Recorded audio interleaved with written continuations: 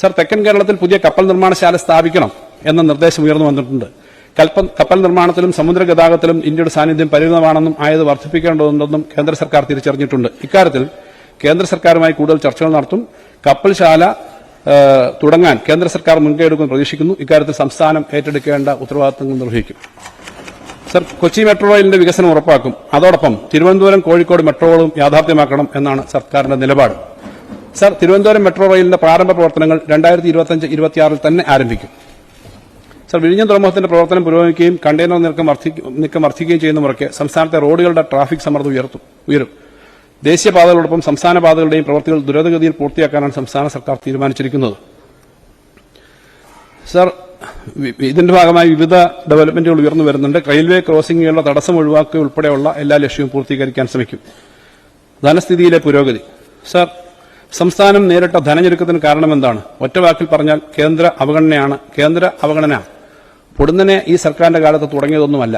കേരളത്തിൽ നിന്നടക്കം കേന്ദ്രം പിരിച്ചെടുക്കുന്ന നികുതി പണത്തിലെ നമ്മുടെ വിഹിതം കുറയാൻ ആരംഭിച്ചിട്ട് 1/4 നൂറ്റാണ്ടായി. 10ാം ധനകാര്യ കമ്മീഷൻ കാലത്ത് 3.88% 15ാം ധനകാര്യ കമ്മീഷന്റെ കാലത്ത് ചരിത്രത്തിൽ ഏറ്റവും കുറഞ്ഞ 1.92%-ലെത്തി. കേന്ദ്ര ധനകമ്മീഷൻ പ്രാദേശിക സർക്കാരുകൾക്ക് അനുവദിക്കുന്ന ഗ്രാന്റിന്റെ കാര്യത്തിലും കേരളത്തിന്റെ ഓഹരി തുടർച്ചയായി കുറയുകയാണ്. അധികാര വികേന്ദ്രീകരണത്തിന്റെ കാര്യത്തിൽ കേരളമാണ് ഒന്നാമതെന്ന് എല്ലാവരും അംഗീകരിക്കുന്നു. പക്ഷേ പദ്ധതി വെട്ടിക്കുറിക്കുകയാണ് ചെയ്യുന്നത്. 12ാം ധനകാര്യ കമ്മീഷന്റെ കാലത്ത് കേരളത്തിന് തദ്ദേശ സ്വയംഭരണ സ്ഥാപനങ്ങൾക്ക് വിഹിതം 4.54%. 15ാം ധനകാര്യ കമ്മീഷൻ ആയപ്പോൾ അത് 2.68% കുറഞ്ഞു. സർ, കേന്ദ്രത്തിൽ നിന്നുള്ള നികുതി വിഹിതത്തിന്റെ കാര്യം ഇതാണെങ്കിൽ സംസ്ഥാനം പിരിക്കുന്ന തനത് നികുതികളുടെ കാര്യമോ? GST വന്നതോടുകൂടി സ്വന്തം നിലയിൽ നിരക്കുകൾ നിശ്ചയിച്ച് നികുതി പിരിക്കാനുള്ള നമ്മുടെ അധികാരം ഏതാണ്ട് പൂർണ്ണമായും ഇല്ലാതായി. GSTയിൽ നികുതി വരുമാനം കുതിച്ചുയരും എന്നായിരുന്നു പ്രതീക്ഷ. അതുണ്ടായില്ല. നികുതി പിരിവിലെ കുറവ് പരിഹരിക്കാൻ അനുവദിച്ചിരുന്ന GST കോമ്പൻസേഷനും നിലച്ചു. കടമെടുക്കുന്ന സംസ്ഥാനങ്ങളുടെ അവകാശത്തിലേക്ക് വരാം. ധന ഉത്തരവാദിത്വ നിയമത്തിന്റെ പേരിൽ സംസ്ഥാനങ്ങളുടെ ധനകമ്മി ആഭ്യന്തര ഉത്പാദനത്തിന് കേവലം 3% നിജപ്പെടുത്തി. കേന്ദ്ര സർക്കാർ ഈ പരിധി നിബന്ധന ഒരിക്കലും പാലിക്കാറില്ല. കേരളത്തിന്റെ കാര്യത്തിൽ അനുവദിക്കപ്പെട്ട പരിധികളിൽ നിന്നുപോലും കടമെടുക്കാൻ അനുവദിക്കുന്നില്ല. കിഫ്ബി വായ്പകളും പെൻഷൻ കമ്പനിയുടെ വായ്പകളും പബ്ലിക് അക്കൌണ്ടിലെ നിക്ഷേപവും കടമായി കണക്കാക്കി കേരളത്തിന്റെ വായ്പാ പരിധിയിൽ നിന്നും വെട്ടിക്കുറച്ചു എന്ന് മാത്രമല്ല, മുൻകാല പ്രാബല്യത്തോടെ ഇത് വെട്ടിക്കുറയ്ക്കുന്ന സ്ഥിതിയുമുണ്ടായി. സർ, ദേശീയപാത അതോറിറ്റി പോലുള്ള ഏജൻസികൾ എടുക്കുന്ന വായ്പ കേന്ദ്ര സർക്കാരിന്റെ വായ്പാ പരിധിയിൽ നിന്നും വെട്ടിക്കുറയ്ക്കാറില്ല എന്നതും കാണണം. കേരളത്തിന്റെ ഭരണഘടനാപരമായ അവകാശങ്ങൾ ലംഘിക്കുന്നത് ചൂണ്ടിക്കാണിച്ചുകൊണ്ടാണ് സംസ്ഥാനം സുപ്രീം കോടതിയെ സമീപിച്ചത്. കോടതി കേസിൽ കഴമ്പുണ്ടെന്ന് കണ്ടാണ് സുപ്രീം കോടതി കേസ് ഭരണഘടനാ ബെഞ്ചിന് വിട്ടത്. സർ, ഇന്ത്യയുടെ ഫെഡറൽ ധനഘടനയെ തകർക്കുന്ന കേന്ദ്ര സമീപനത്തിനെതിരെ ബഹുമാനപ്പെട്ട മുഖ്യമന്ത്രിയുടെ നേതൃത്വത്തിൽ ഡൽഹിയിൽ കേരളം സംഘടിപ്പിച്ച പ്രതിരോധത്തിന് വലിയ പ്രതികരണമാണ് ലഭിച്ചത്. സർ, 16ാം ധനകാര്യ കമ്മീഷന് നൽകുന്ന മെമ്മോറാണ്ടവുമായി ബന്ധപ്പെട്ട് തിരുവനന്തപുരത്ത് സംഘടിപ്പിച്ച ധനമന്ത്രിമാരുടെ കോൺക്ലേവിൽ സംസ്ഥാനങ്ങൾക്കിടയിൽ അഭിപ്രായ ഐക്യം ഉണ്ടാക്കാൻ സഹായിച്ചു. കേരളത്തിലെ പ്രതിപക്ഷ നേതാവും കോൺക്ലേവിൽ സംബന്ധിച്ചു. കേരളത്തിന്റെ പ്രശ്നങ്ങൾ വളരെ സമഗ്രമായ മെമ്മോറാണ്ടത്തിലൂടെ ധനകമ്മീഷൻ മുന്നിൽ ഉന്നയിച്ചിട്ടുണ്ട്.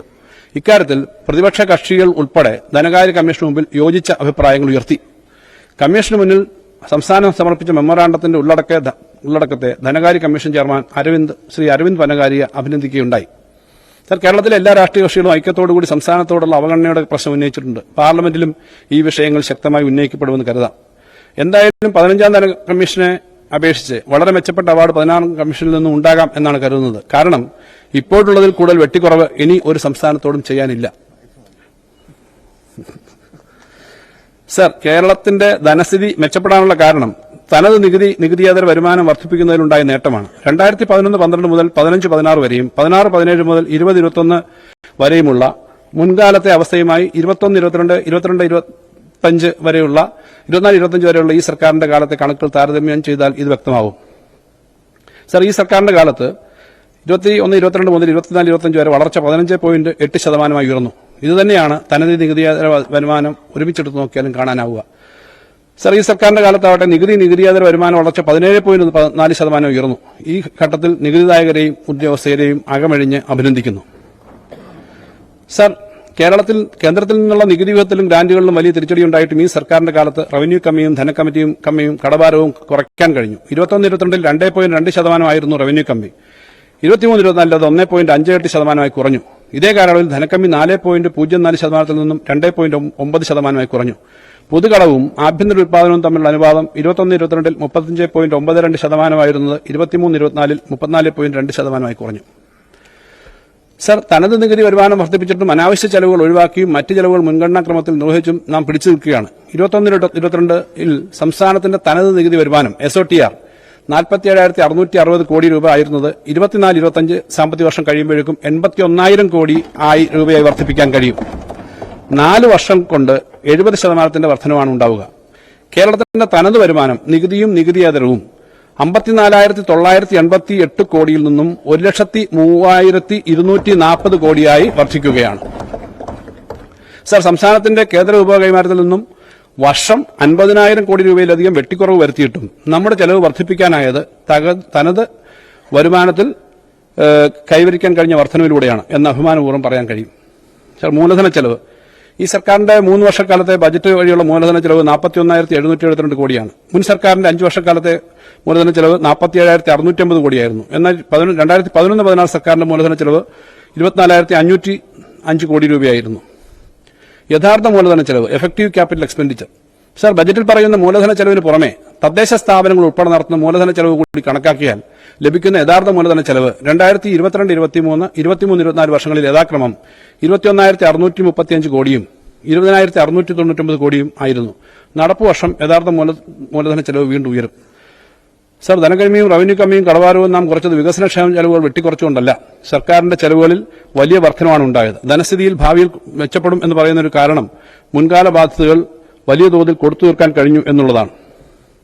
സർ, കിഫ്ബിയുടെയും പെൻഷൻ കമ്പനിയുടെയും പബ്ലിക് അക്കൌണ്ടിലെയും മുൻകാല ബാധ്യതകൾ കേരളത്തിന്റെ വായ്പാപരിധിയിൽ നിന്നും വെട്ടിക്കുറച്ചു. അത് ഇത്തരം കാര്യങ്ങൾ ചെയ്തിട്ട് ഈ മാറ്റം വികസനോന്മുഖ പദ്ധതികൾ ഏറ്റെടുക്കാൻ ഈ ബുദ്ധിമുട്ടുണ്ടാക്കി. ഇനിയുള്ള കാലത്ത് ആ കാര്യത്തിന് മാറ്റം വരുമെന്നാണ്. സർ, കിഫ്ബി പരീക്ഷണത്തെ റദ്ദ് ചെയ്യുന്ന സമീപനമാണ് കേന്ദ്ര സർക്കാർ സ്വീകരിച്ചത്. ബജറ്റിന് പുറത്ത് വായ്പ എടുത്ത് ഏറ്റെടുക്കാമെന്ന് കരുതിയ മുഴുവൻ കിഫ്ബി വികസന പ്രൊജക്ടുകളുടെയും ഭാരം ഇപ്പോൾ സംസ്ഥാനത്തിന്റെ ബജറ്റിൽ നിന്നാണ് നൽകുന്നത്. ഇക്കാര്യത്തിൽ സുപ്രീം കോടതി തീരുമാനം കേരളത്തിന് അനുകൂലമാവുകയോ കേന്ദ്ര നിലപാട് മാറ്റുകയോ ചെയ്താൽ ഏറെ സഹായകരമാവും. സർ, ഉറച്ച ചുവടുവയ്പ്പുകളുമായി സർക്കാർ മുന്നോട്ട്. സർ, സംസ്ഥാനത്ത് സാമ്പത്തിക ഞെരുക്കത്തിന്റെ പശ്ചാത്തലത്തിലും ചെലവുകൾക്ക് യാതൊരു കുറവും വരുത്താൻ സർക്കാർ തയ്യാറായിട്ടില്ല. കഴിഞ്ഞ 4 വർഷം എല്ലാ മേഖലകളിലേക്കും പണമെത്തിക്കാനും വികസനക്ഷേമ പ്രവർത്തനങ്ങൾ അനുസ്യൂതം മുന്നോട്ട് കൊണ്ടുപോകാനും സർക്കാരിന് കഴിഞ്ഞുവെന്ന് ഒരിക്കൽ കൂടി അഭിമാനപൂർവ്വം പറയട്ടെ. സർ, കോവിഡ് പ്രതിരോധവും പ്രളയ പുനരധിവാസവും വൻകിട പദ്ധതികളുടെ നടത്തിപ്പ് ഉൾപ്പെടെ നിർവഹിച്ച ഏറ്റവും അധികം ചെലവുകൾ ഏറ്റെടുത്ത ഒന്നാം പിണറായി സർക്കാരിന്റെ ശരാശരി വാർഷിക ചെലവ് 1.17 ലക്ഷം കോടി രൂപയായിരുന്നു. സർ, എന്നാൽ രണ്ടാം പിണറായി സർക്കാരിന്റെ ശരാശരി വാർഷിക ചെലവ് 1.64 ലക്ഷം കോടി രൂപയാണ്. ചെലവുകൾ വെട്ടിക്കുറയ്ക്കുകയല്ല, 40% വർദ്ധിപ്പിക്കുകയാണ് ഈ സർക്കാരിന്റെ കാലയളവിൽ ചെയ്തത് എന്ന് അഭിമാനകരമാണ്. സർ, ഏകദേശം 50,000 കോടി രൂപയുടെ വർധനമാണ് സർക്കാരിന്റെ ശരാശരി വാർഷിക ചെലവിൽ നമുക്ക് സൃഷ്ടിക്കാനായത്. അതിന്റെ ഉണർവ് നാടിന്റെ വിവിധ മേഖലകളിൽ ചെന്നെത്തിയിട്ടുണ്ട്. സർ, സാമൂഹ്യ സുരക്ഷാ പെൻഷൻ ഇനത്തിൽ സർക്കാർ 42 മാസം കൊണ്ട് വിതരണം ചെയ്തത് 33,210 കോടി രൂപയാണ്. ഉമ്മൻചാണ്ടി സർക്കാരിന്റെ കാലത്തെ കുടിശ്ശിക ഉൾപ്പെടെ ഒന്നാം പിണറായി സർക്കാർ 60 മാസം കൊണ്ട് വിതരണം ചെയ്തത് 35,089 കോടി രൂപയായിരുന്നു. രണ്ടാം പിണറായി സർക്കാർ 5 വർഷം പൂർത്തിയാക്കുമ്പോൾ ചുരുങ്ങിയത് 50,000 കോടി രൂപയെങ്കിലും ക്ഷേമ പെൻഷനായി നൽകും.